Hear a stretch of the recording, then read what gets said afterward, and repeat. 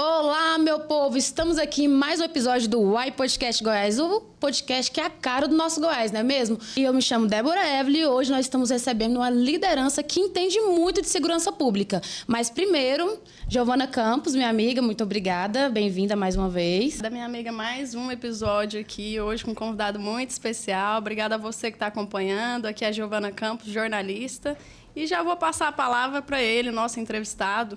Bom, olá a todos que estão nos acompanhando aqui no Uai Podcast, esse veículo de comunicação que tá pegando em Goiás, Uai, né? Então, assim, não vou chamar nome composto, não. Débora e Giovana, obrigado aí pelo convite, por estar participando e estamos aqui à disposição para responder aquilo que vocês acharem que é interessante na área de segurança pública, de economia, de política. Vamos embora. Coronel Cardoso, presidente da ASOF, chefe da PM3. Para começar, Coronel, o que é a ASOF? O que é PM3? O que o senhor faz nesses órgãos? Explica para a gente, por favor. Tá, a ASOF é a Associação dos Oficiais da Polícia e do Corpo de Bombeiros Militar do Estado de Goiás, né? Existem algumas associações que representam os militares estaduais e nós temos divisões entre praças e oficiais que é meramente funcional. E a nossa associação ela representa os oficiais que são os gestores da segurança pública, é uma associação que completa agora em outubro 66 anos, é antiga. Nós temos um clube social que fica ali no setor sul, na área nobre, são 33 mil metros de área, estamos lá desde 1958, temos 2.500 associados em todo o estado. Nós temos a questão de lazer, de cultura, temos um hotel lá dentro para o associado do interior do estado, a questão jurídica e a questão representativa. E temos também uma academia de letras de militares, a qual a gente preside também, que fomenta a publicação de livros e artigos daqueles que são os verdadeiros especialistas, que é quem faz segurança pública na rua. E a PM3 é uma seção do alto comando que é responsável pelo planejamento de grandes operações e toda a hora extra no estado de Goiás destinada aos militares. Então a gente faz essa gestão de hora extra, grandes operações, dentro dessa seção que se chama, dentro do nosso linguajar, PM3. É o planejamento estratégico e hora extra da Polícia Militar. E ao longo desses anos aí à frente da associação, Coronel, quais que foram os maiores desafios enfrentados? Bom, a nossa associação, a gente costuma falar que cada um que passou por lá colocou um tijolinho para poder construir tanto a estrutura física como o seu reconhecimento. Nós assumimos a associação com o objetivo de fortalecer a imagem do oficial e do militar estadual junto à sociedade. Nós não somos um sindicato, né? O militar não pode se sindicalizar. Nós somos uma associação que ela tem o viés tanto de lazer, de entretenimento com o nosso clube, como o viés de representatividade.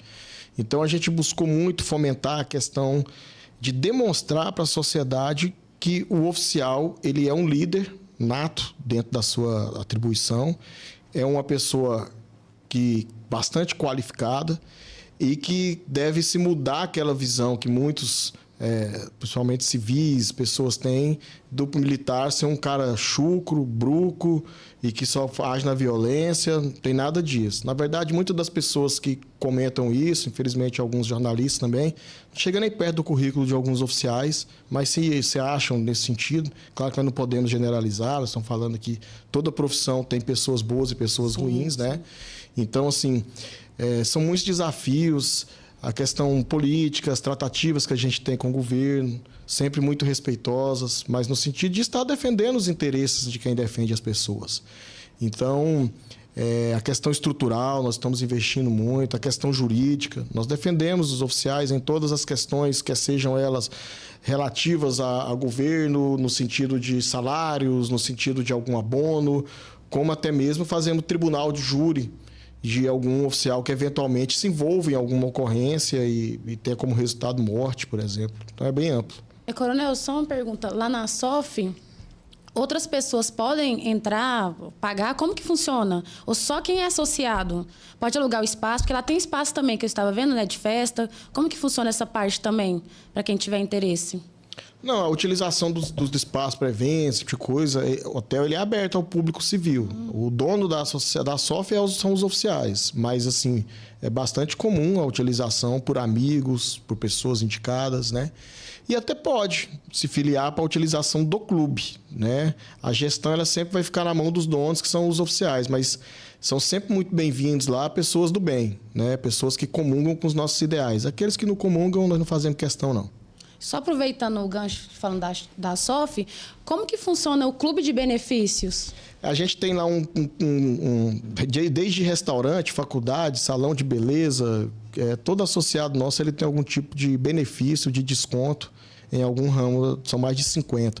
Nós temos área em Aruanã, nós temos área em Caldas Novas, nós temos acesso a clubes em Caldas Novas, nós temos ações do Bali Park, que é um empreendimento que poucos conhecem talvez, que fica ali no entorno do Distrito Federal, na mesma pegada da Pousada do Rio Quente. A associação é dona de ações lá. Então, assim, porque nós temos associado de posse a mineiros, né? Então, assim, o clube, ele é algo de décadas, mas a gente tem que abraçar também com algum serviço, além da representatividade, até como eu costumo falar. O mais importante não é isso, o mais importante é o sentimento de pertencimento. Sim. Então, a gente busca fortalecer esse sentimento de pertencimento. Uma associação, ela só é forte quando ela tem pessoas. Se ela não tem pessoas, ela não tem razão de existir. Então, é importante que ela seja conhecida no meio civil, no meio político, como uma associação séria, de credibilidade, que representa, que senta, que dialoga, né? Esse é o nosso objetivo. Muito bom. É interessada, né? Quer tomar um banho de piscina? Com certeza. Bom sol. Com certeza. Coronel, e é o assunto do momento, né? Todo mundo está sabendo, o governador de Goiás, candidato à presidência, e a principal bandeira dele é a segurança pública, que ninguém melhor que o senhor vai saber falar sobre e avaliar como que é a segurança pública no estado de Goiás, tanto nesses últimos anos como atualmente, como que o senhor avalia? Então, nós estamos lá há 25 anos na Polícia Militar, né? Passaram vários governos. E eu costumo dizer que os governos passam, mas a polícia é eterna. Nós somos um órgão de Estado e não de governo. Mas, sem dúvida nenhuma, o governo Ronaldo Caiado ele fez grandes investimentos em equipamentos, em viaturas. Nós hoje estamos utilizando armas de ponta a nível mundial, veículos novos. Estão chegando agora, se eu não me engano, mais 2 ou 3 helicópteros, inclusive um corpo de bombeiros também. Houve, sim, um investimento nesse sentido. A questão salarial, se nós observarmos, como presidente de associação, a gente tem essa visão. Nós estamos entre os 5 melhores do país em termos de salário, né? A gente costuma viajar muito e ver outras polícias. Semana passada mesmo eu estava num evento em Manaus. Mês passado eu participei de um evento em Minas. Então a gente vai fazendo esses embasamentos. E a segurança pública, ela não passa só pela polícia militar, mas ela tem outros órgãos que a compõem, outras polícias, como polícia civil, polícia penal, polícia técnico-científica, enfim. Eu vejo que em nosso país, em nosso estado, vamos pegar país, a questão, quando as pessoas criticam segurança pública, elas criticam muitas vezes a ponta do iceberg. Um iceberg, quando você pega ele, você vê que só 20% você está vendo, que está ali por cima da água. Os 80% está por baixo. E o que o povo vê de segurança pública é a polícia que está na rua, é a PM e tal. Aí, às vezes, critica sem conhecimento dos 80% que está por baixo, que não é a polícia. O problema de segurança pública não é polícia. O problema de segurança pública é judiciário, é política, é outras coisas. Prova disso, vou dar um exemplo. Ontem, a CPE de Aparecida prendeu um camarada, 2, que estavam há alguns dias em uma motocicleta roubando pessoas na rua. Prendeu. Quando foi ver, esse cara já tinha sido preso 5 vezes. E foi solto. E vai ser solto de novo. Então, assim, aí como é que o problema é a polícia? Então, assim, no estado de Goiás, a gente tem essa interação, né? E isso é uma receita de que está dando certo. Tanto é que os índices são muito bons. A gente, como eu falei, roda o Brasil e vê que nós somos referência nesse ponto na área de segurança pública. Então, com certeza, claro, o nosso governador Ronaldo Caiado, que pretende ser candidato a presidente da República, ele vai utilizar de uma bandeira de algo que realmente, a nível de Brasil, está dando certo. Nós temos aí a Bahia, Tá uma loucura. Rio de Janeiro, né? Tem áreas no Rio de Janeiro lá que o Estado não entra. Não é a polícia que não entra, é o Estado. O Estado não entra. E aí, por que o Estado não entra? A gente tem que discutir quem está tendo interesse com isso, né? Tem gente que, por exemplo, na pandemia, o absurdo do Supremo Tribunal criar uma regra lá de que não pode ter ação nas favelas por causa da pandemia, ou seja, ficarem intocáveis.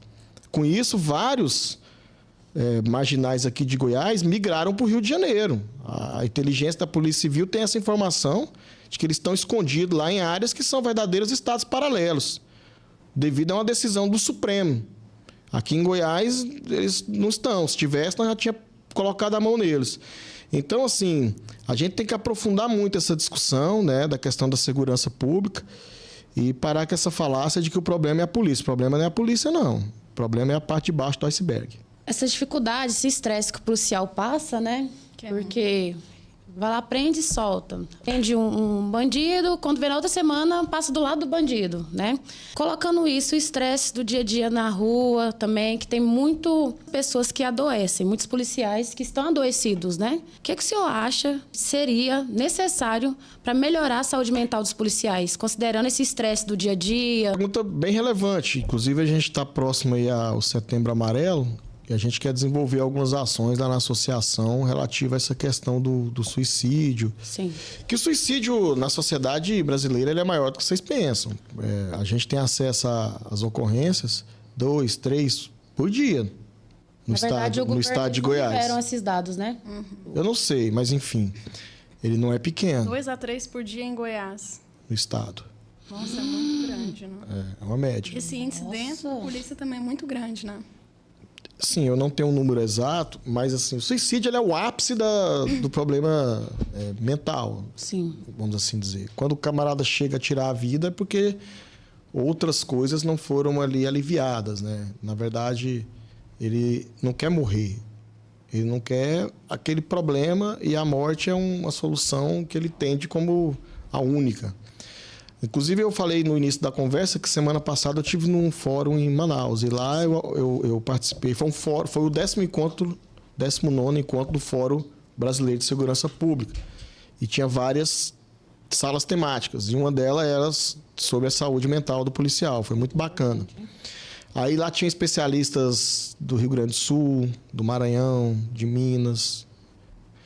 E é algo que tem que ser abordado, porque a sociedade está doente.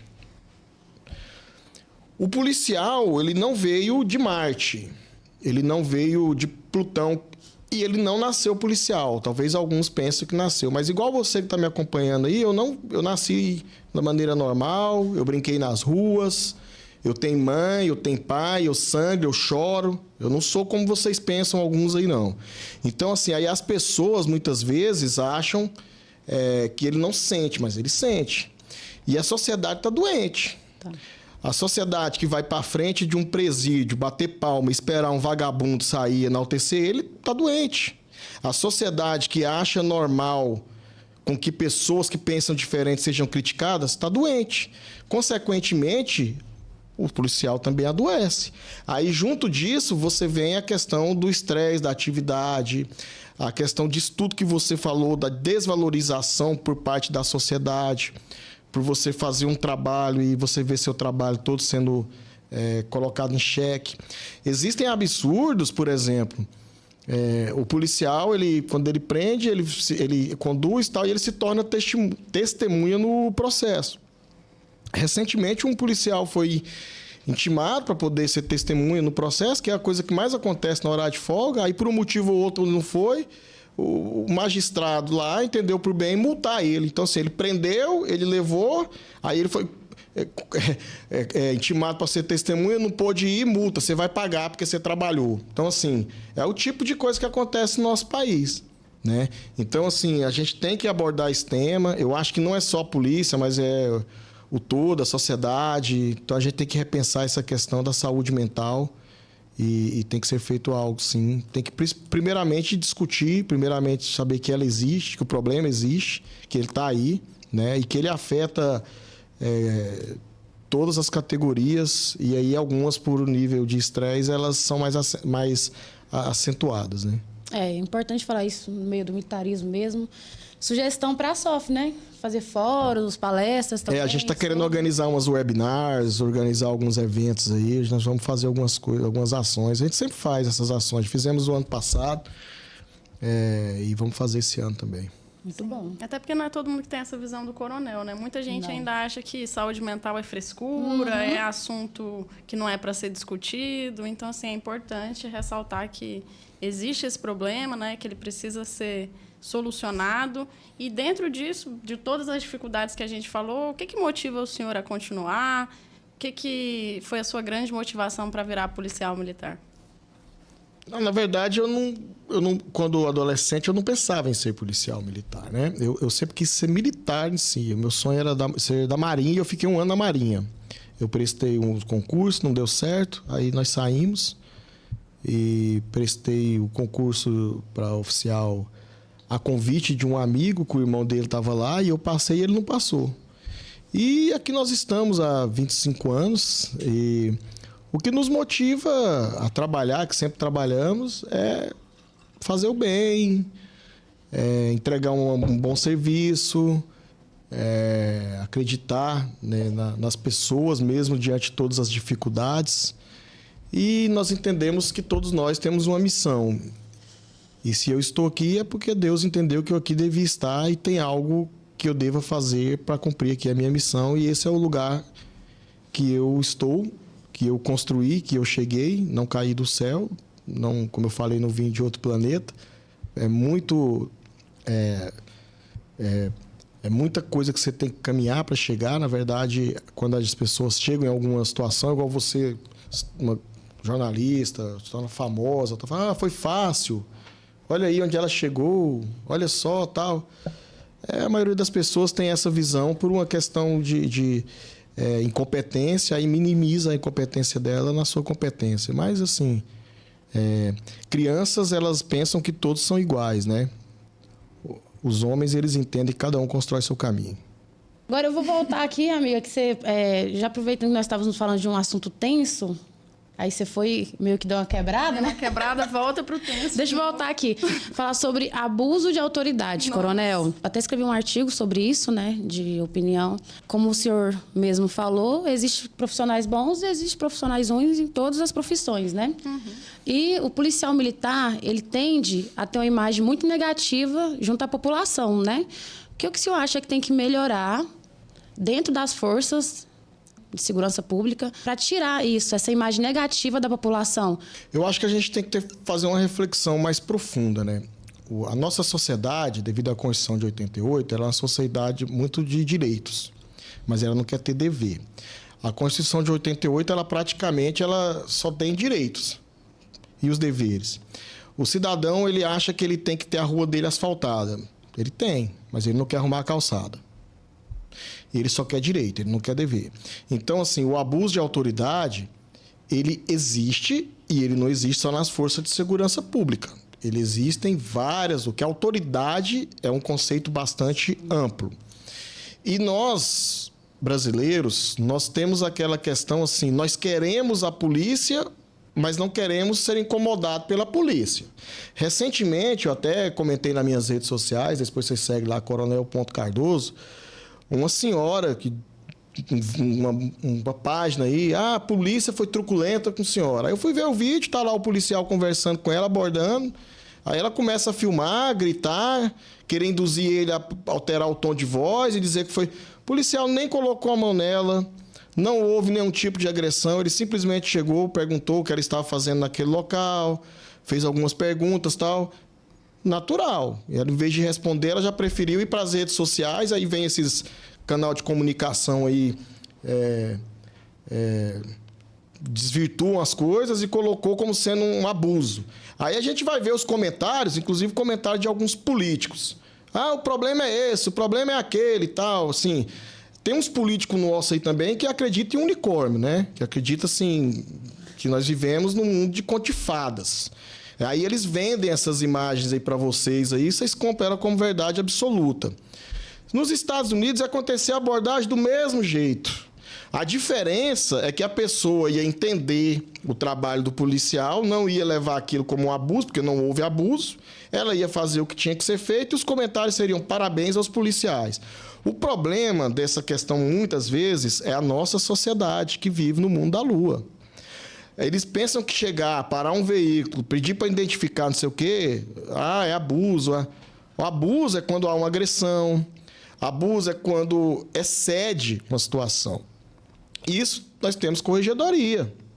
Aí a grande discussão é, tem que colocar farda, câmera nos policiais. Bacana, eu não sou contra colocar câmera nos policiais.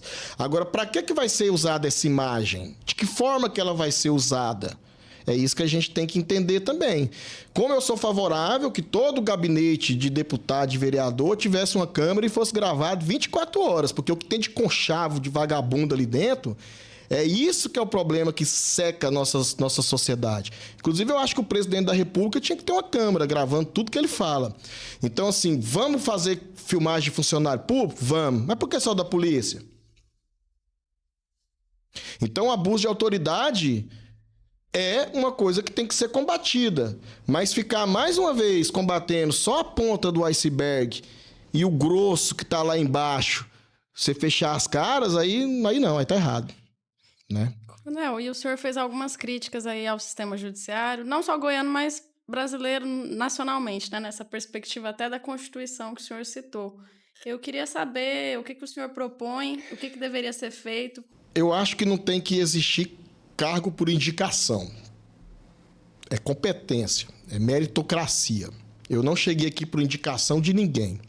Semana passada, uma determinada advogada, que inclusive o escritório dela advogou em ações de membros do governo federal, foi indicada para assumir um cargo no Supremo Tribunal Militar, no Superior Tribunal Militar. Um cargo vitalício, um cargo com alta responsabilidade. Aí, ela foi sabatinada, sei. Aí ela assumiu. Os ministros do Supremo Tribunal, que são o último grau de recurso nosso, são indicações. Eles não chegaram ali para o mérito. Eles não podem nem ser questionados. E eu não estou falando aqui de caso A, B ou C, não.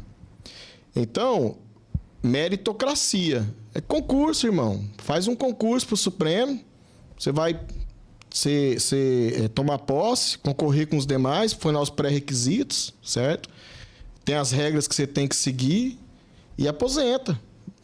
Então, assim, a gente tem essas questões aí de indicações. Indicação Estão falando do presidente da República, mas vamos para o governador. Indicação do governador para o Tribunal de Contas do Estado. E eu não estou falando aqui do governo do Estado de Goiás, mas como assim? Você indica quem vai te fiscalizar? E isso ninguém para criticar. Agora, criticar o meu policial, que muitas vezes está ali abordando um craqueiro, não sei o quê, todo mundo tira uma fotinha, não sei o quê, o abuso e tal. O problema é maior. Coronel, e o que o senhor acha que precisa mudar no sistema penal brasileiro? Sistema penal, né?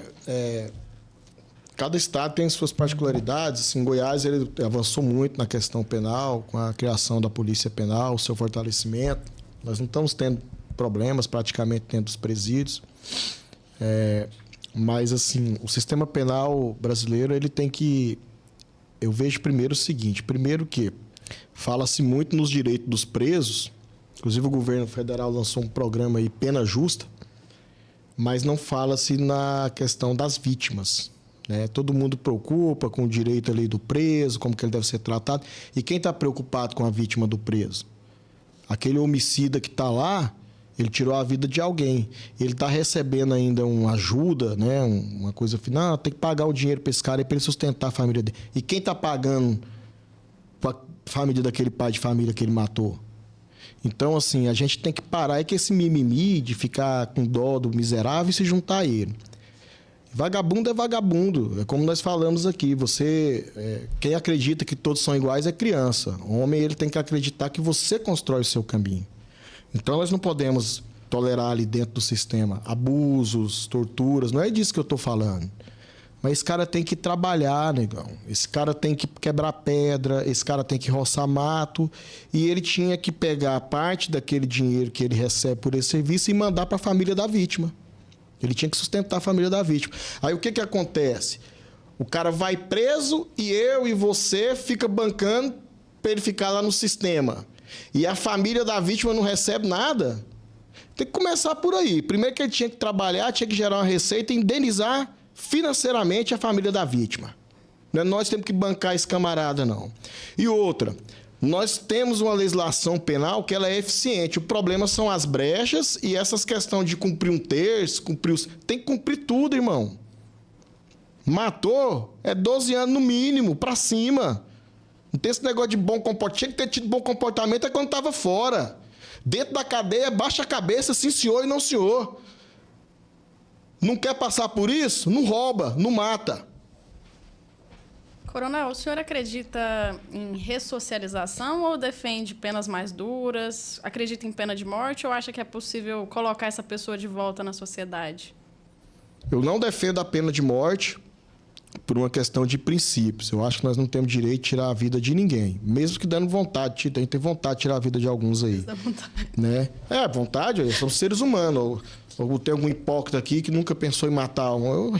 Agora, o pensar e o fazer... O pensar e o fazer, isso só é crime na cabeça de alguns. Porque tem um povo preso aí porque pensou em fazer, não fez, mas ele pensou, ele é preso. Vamos entender o que eu estou falando. Então, assim, a pena de morte eu não concordo. Eu acho que é possível ressocializar. Eu só acho que o modelo, ele não é ele não ajuda. Sim. Porque a ressocialização, eu acho que ela deve passar pelo trabalho, pela educação, sim, né? Então, você se ressocializar um cara que ele fica preso no pátio, eu não estou falando do estado de Goiás, não. Estou falando do cenário maior, né? Fumando maconha e olhando para a lua, você não vai ressocializar ele, não, velho. Você vai socializar ele, põe ele para trabalhar, 5 horas da manhã acordar. É igual eu fiquei no quartel. 5 horas da manhã acorda, um banhozinho frio, não vai te matar. Credo. Um banhozinho gelado, tá? Aí você vai trabalhar durante o dia. Aí à noite você vai estudar até 10 horas. 10 horas apagou a luz e você vai dormir. Então isso aí pode ser que ressocialize com outras ações. Agora, a ociosidade lá recebendo dinheiro nosso para ficar de boa, não vai ressocializar ninguém. Então, acredito na ressocialização. Só acho que nós temos que repensar a forma. É o trabalho que enaltece o homem. Entendeu? Assim, então, é o trabalho e o estudo, não é o ócio. Não é a pena. É igual a questão do assistencialismo. A melhor forma de fazer justiça social é através do trabalho, não é através de bolsa. A bolsa você não faz justiça social, você cria escravos. Mas é o que muitos querem. Já falando sobre essas mudanças, né, na lei, qual que é a sua opinião sobre a PEC da Segurança Pública? Que eu vi que o senhor estava em Brasília recentemente, né? A PEC da Segurança Pública, ela foi feita por um atual ministro da Segurança Pública, que é o Lewandowski, que foi um membro do Supremo, que eu não sei se vocês sabem, mas foi ele que criou a audiência de custódia. Então, nós temos um ministro da Justiça e Segurança Pública que criou a audiência de custódia. O que é audiência de custódia? Nada mais é do que você prende, o camarada chega, conversa com o juiz e vai embora. Lembra do começo da nossa conversa? Aquele ladrão lá de Aparecida que a CPE prendeu, que tinha 5 vezes... Saiu na audiência de custódia. Foi criada por quem quer hoje dar as regras de segurança pública. Então, assim, é uma PEC que não foi discutida com as forças de segurança pública, tá? Que não resolve nada. Porque nós temos verba carimbada para educação, nós temos verbas carimbada para saúde. Bacana. Agora, todo mundo fala que as 3 pilares de um governo é saúde, segurança pública e educação. Então, tem um pilar desse aí que não tem verba carimbada. Esse tripé já não fica em pé, ele vai cair. E aí, uma PEC que não fala, você tem que fazer isso, e de onde vem o dinheiro? Aí é uma PEC que quer centralizar questões na mão do governo federal. O governo federal, o cara que está lá em Brasília, ele não sabe o que está acontecendo no Acre, ele não sabe o que está acontecendo no Rio Grande do Norte, e é incompetente. A única fuga que teve em presídio federal, foi lá no Nordeste, foi na administração do nosso atual ministro. Deu um baile nele lá. Presídio federal. E quer ensinar como que nós vamos fazer segurança pública. O que nós temos nesse país, que a gente tem que ver, é que nós não valorizamos os verdadeiros especialistas em segurança pública. Quando você vê, muitas vezes, uma reportagem num jornal, alguma coisa, aí aparece lá um comentário. Agora nós vamos ouvir o especialista em segurança pública, fulano de tal. Aí você vai ver, ele formou em antropologia, sociologia, e alguns à distância, hein? E quer ensinar a gente a fazer segurança pública. Então é uma PEC feita porque não entende segurança pública. E sobre a quarentena militar, o que seria essa quarentena que também... A quarentena é simplesmente o medo que alguns políticos têm, porque os militares, eles estão ocupando espaço na política. E até onde eu sei é isso mesmo, porque o objetivo das eleições e da pluralidade é fazer com que todas as categorias, médicos, pedreiros, enfim, possam ter representatividade. Né? E agora vem alguns aí dizer que não. Os militares, os policiais, assim tal, para ele concorrer, ele tem que pedir demissão. Porque ele usa o nome dele de coronel para poder ganhar a eleição. E você que é médico, que colocou lá, vote no doutor tal. E você que é jornalista, colocou lá, vote na jornalista tal. Você pode. Professor Alcides. Vote no professor X. Eu não posso. Voto no Coronel Cardoso. Tô pedindo voto não, hein? Isso vai de cada um. Agora eu não posso. Então é uma hipocrisia, né? Porque é uma reserva de mercado. Política é uma reserva de mercado. É só você pegar a dificuldade que tem para você ganhar uma eleição de uma pessoa que já está no poder, com a reeleição, porque ela tem máquina, ela tem verba de gabinete, ela tem um monte de coisa. E aí eles querem se fechar nesse ciclo, então querem criar essa quarentena. Tipo assim, não, para você se candidatar, você tem que pedir demissão. Mas peraí, eu não sei nem se eu vou ganhar. Aí tem alguns idiotas que ainda falam assim, não, mas ele não vai poder voltar mais para a polícia militar. São desconhecidos, porque a legislação hoje é assim, filho. Se um policial militar toma posse e ele acaba o mandato dele, ele não volta mais, ele fica aposentado proporcional. Aí fica vendendo essa imagem aí, mentindo pro povo, e o que eles querem é reserva de mercado, é medo. Quem tem que decidir se é um militar que vai ser eleito ou não é o povo, não é político, não. Às vezes me parece que a nossa classe política é o que a gente tem de pior mesmo no Brasil. Seja de esquerda, seja de direita, a gente tem percebido a população cada vez mais desacreditada dos políticos, né? É claro que existem exceções, mas, no geral, é uma desesperança muito grande de achar que algo vai melhorar. O senhor acha que existe isso? O senhor acredita em mudança? Acredita que existem pessoas boas na política? O senhor acha que é necessária uma reforma? Pessoas boas existem em todo lugar. Acredito sim que existem pessoas boas. Mas eu não acho que é necessário uma reforma. Eu tenho certeza. O problema não é a pessoa. O problema é o sistema. Nós temos que ter uma reforma política profunda. Eles são tão cara de pau que eles vieram agora com a questão de aumentar o número de deputados federais. Nós temos 513, eles querem levar para 520 alguma coisa, 530. Você sabia que se todos os deputados federais forem ao mesmo tempo para o Congresso trabalhar, não tem cadeira para eles sentar? Sim. O que acontece é que a divisão ela é de acordo com a população. Então, teve estados que cresceram. Por exemplo, Pará. O Pará aumentou a população tal. Então, ele tinha que ter um maior número de deputados em detrimento de outro. Então, o outro tinha que diminuir. Não, mas é mais fácil, em vez de fazer isso, a gente aumenta. Aí, quando você cria um deputado, é verba de gabinete, é dinheiro não sei o quê, e tal, e tal, e tal, e tal. Né? Mas aí é mais. Aí esse não é o problema. O problema é a previdência dos militares. Militar é caro. O problema é, vamos aumentar o tempo de contribuição do servidor civil. Você vai trabalhar até morrer para bancar esses caras. Até morrer. Você vai trabalhar até morrer. Não, agora você não aposenta mais com 65, é com 70. Então, não é que parece que o problema é a política. O problema é a política. Só que eu não estou falando de pessoas, eu estou falando de sistema. É um sistema caro, ineficiente, distante e desconectado da realidade e que quer fazer reserva de mercado, tem medo do novo. Porque a novidade, muitas vezes, pode ser aquilo que eles não queiram.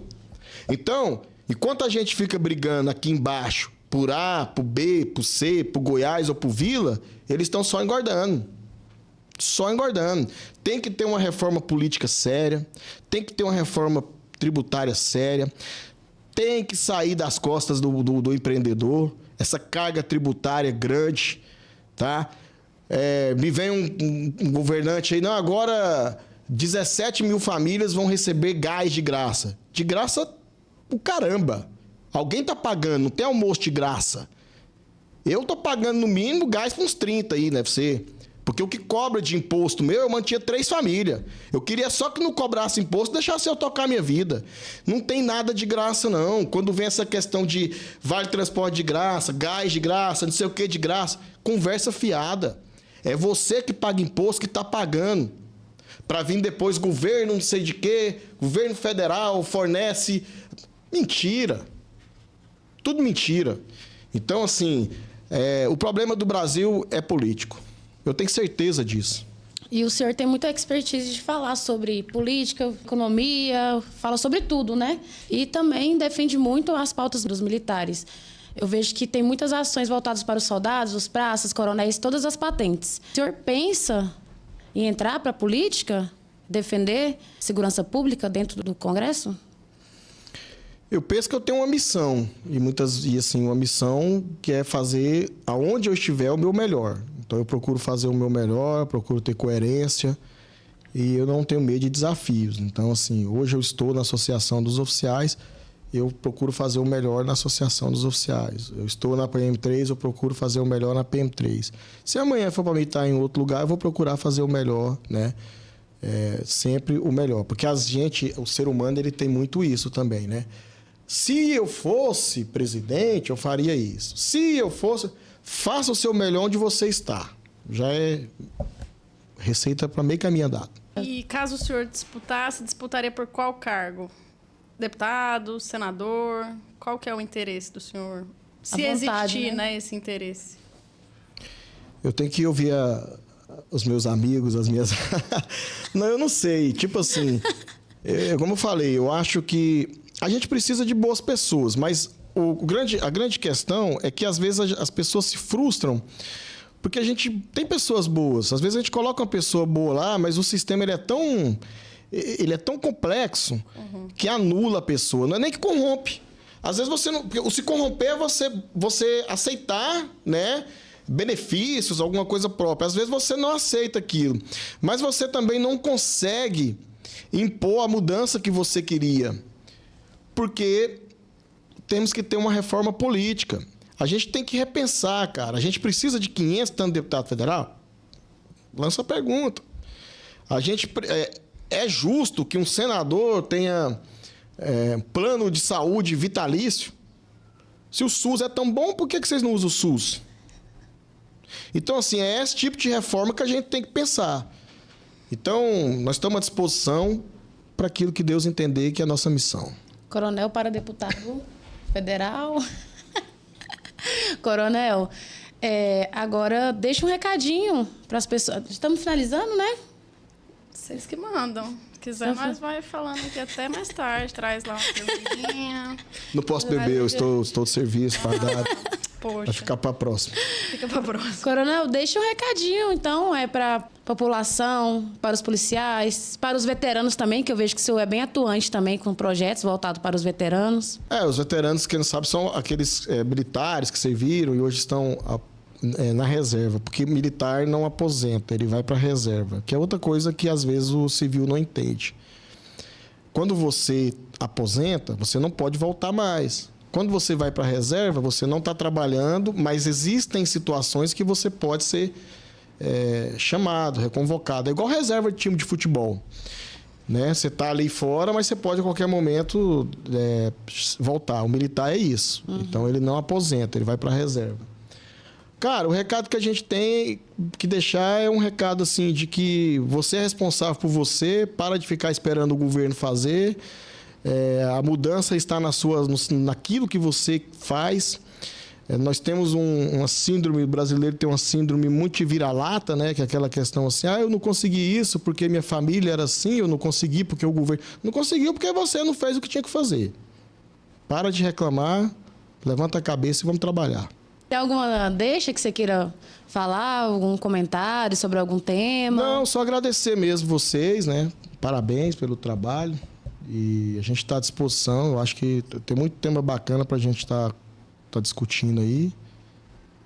E obrigado. É isso, obrigado, Coronel. Sempre aberto à imprensa, sempre atendendo os jornalistas. Queria agradecer e convidar novamente que o senhor venha em uma nova oportunidade para a gente falar sobre mais assuntos, porque tudo está acontecendo tão rápido que 2 semanas já mudou tudo. Sim. O cenário muda, né? Tá muito indefinido, né? Nós estamos passando por uma instabilidade jurídica, uma instabilidade econômica, e isso é ruim.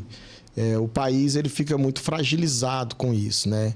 Nós já estamos aí no 3º ano do governo e está discutindo ainda o governo anterior. Quero saber que hora que nós vamos discutir o que vai ser feito. E isso não é um problema só do governo atual. O próximo governo, com certeza, ele vai ficar uns 3 anos falando que o governo anterior não fez. Aí o outro vem e tal. Eu quero saber o que ele vai fazer diferente, né? Então é aquilo que eu falei. Lembra da síndrome de vira-lata? Ela não é só para nós que estamos aqui embaixo, não. É para esses governantes também. Para de ficar falando do governo anterior e mostra alguma coisa. Eu tenho tudo para ser um ótimo deputado federal, inclusive. Um comentário pessoal. Muitíssimo obrigada pela sua participação, Coronel Cardoso. As portas estão sempre abertas. E é isso. Siga coronel.cardoso, né? Que o senhor disse. Isso. Gente, e esse foi o nosso papo super enriquecedor. Falamos sobre segurança pública. Eu tenho certeza que você aprendeu muito e aprenderá mais. Siga o Coronel nas redes sociais. Siga o Uai Podcast Goiás. O Uai Notícias Goiás também nas redes sociais. E o Uai Podcast Goiás, a conexão certa para quem busca a verdade. Até a próxima. Até a próxima.